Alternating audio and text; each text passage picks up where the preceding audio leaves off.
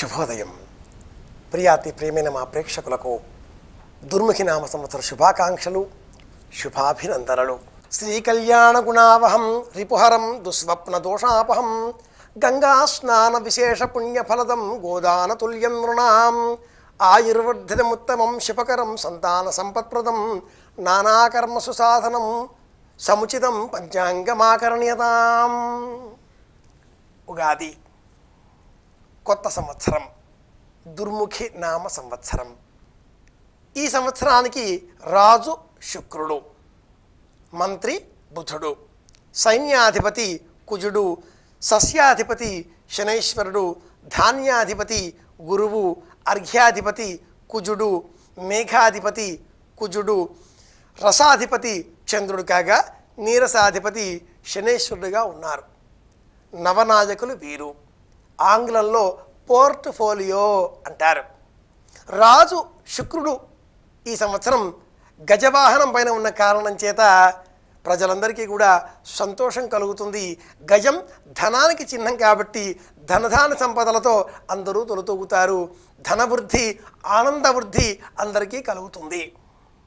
ఈ సంవత్సరం విశేషంగా గురు సంచారం సింహము, కన్య ఈ రాశుల్లో ఉన్న కారణం చేత రోగాలు కూడా కించిత్తు పెరిగే ప్రమాదము ఉంది. వాస్తుకర్తరి, వాస్తు సంబంధిత కార్యక్రమాలు చేయకూడనటువంటి కాలం ఈ సంవత్సరం 4 మే నుంచి ప్రారంభమై 28 మే వరకు ఉంటుంది. సుమారుగా మే నెలలో గృహ ఆరంభాలు చేయకూడదు. గృహ ప్రవేశాలు, ఉపనయనాలు తప్పకుండా చేసుకోవచ్చు.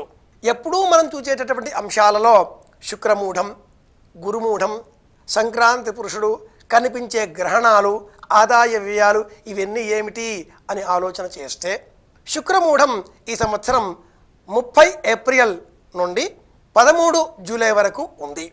అలాగే గురుమూఢం 11 సెప్టెంబర్ నుంచి 10 అక్టోబర్ వరకు ఉంది.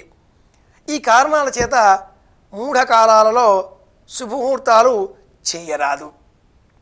అలాగే ఈ సంవత్సరం మనకు గోదావరి అంత్య పుష్కరాలు ఉన్నాయి. దీని వెంటనే కృష్ణా పుష్కరాలు ప్రారంభమవుతాయి.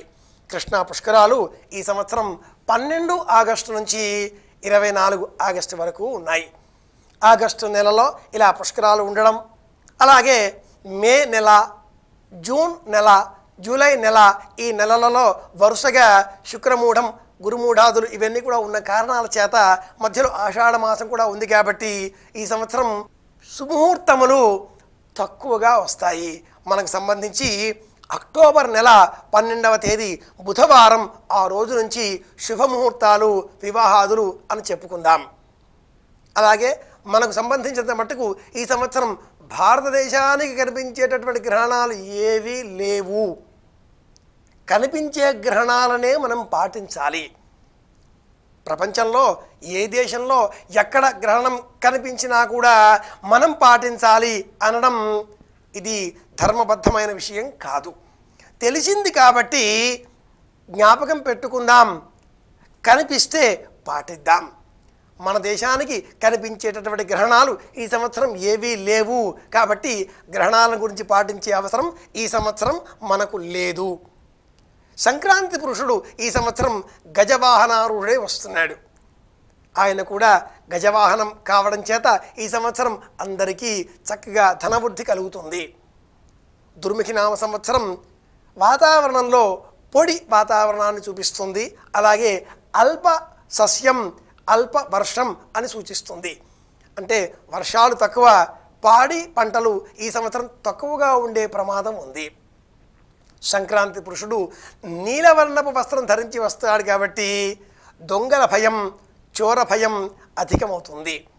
ఇక మేషాది 12 రాశులకు ఆదాయ వ్యయాలు, రాజపూజ్య అవమానాలు చూసుకుంటే మేషరాశి వారికి ఆదాయ వ్యయాలు వరుసగా 2, 8, వృషభ రాశి వారికి 11, 14, మిథున రాశి వారికి 14, 21, కర్కాటక రాశికి 8, 11, సింహరాశికి 11, 5, కన్యారాశికి 14, 11, తులారాశికి 11, 14, వృశ్చిక రాశికి 2, 8, ధనురాశికి 5, 14.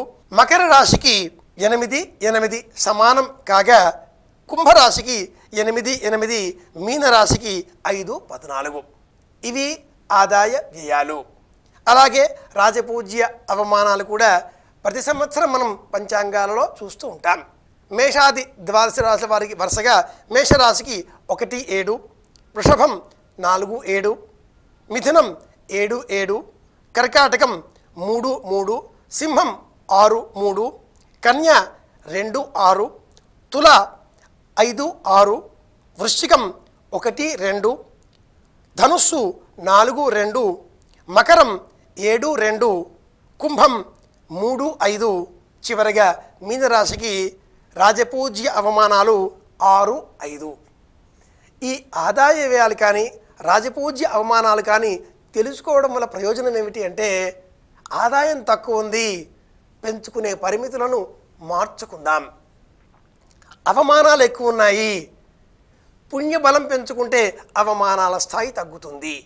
ఇవి తెలుసుకోవడమే ఆదాయ వ్యయాలు రాజపూజ్య అవమానాలు ఆరంభంలో తెలిసిన ప్రయత్నం చేయడం. ఉగాది నాడు పంచాంగ శ్రవణం అంటే సంవత్సర ప్రణాళికని నిర్మించుకోవడం అని అర్థం. చక్కగా తలంటుకొని తీపి, పులుపు, కారం, చేదు, వగరు, ఉప్పు అనే 6 రుచులతో కూడినటువంటి ఉగాది పచ్చడిని పరమాత్ముడికి నైవేద్యంగా సమర్పించి మొదటి యామంలోనే ఆ ప్రసాదాన్ని స్వీకరించి నూతన వస్త్రాలు ధరించి పంచాంగ శ్రవణం చేసి ఆ పిమ్మట దేవతారాధనతో పాటుగా కలశ స్థాపన చేసి వసంత నవరాత్రులను ప్రారంభం చేసి ఇంటిపైన ధ్వజస్తంభం లేదా ధ్వజం వ్రేలాడదీసి ఆనందంగా ఉండి ప్రజలకు నమస్కారం చేసి సంతోషంగా గడపడమే ఉగాది. మరొక్క మారు ప్రియాతి ప్రియమైన మా ప్రేక్షకులందరికీ కూడా దుర్ముఖి నామ సంవత్సర శుభాకాంక్షలు శుభాశీస్సులు తెలియజేస్తూ అందరం ఆనందంగా ఉందాం అని కోరుకుంటూ శుభమస్తు.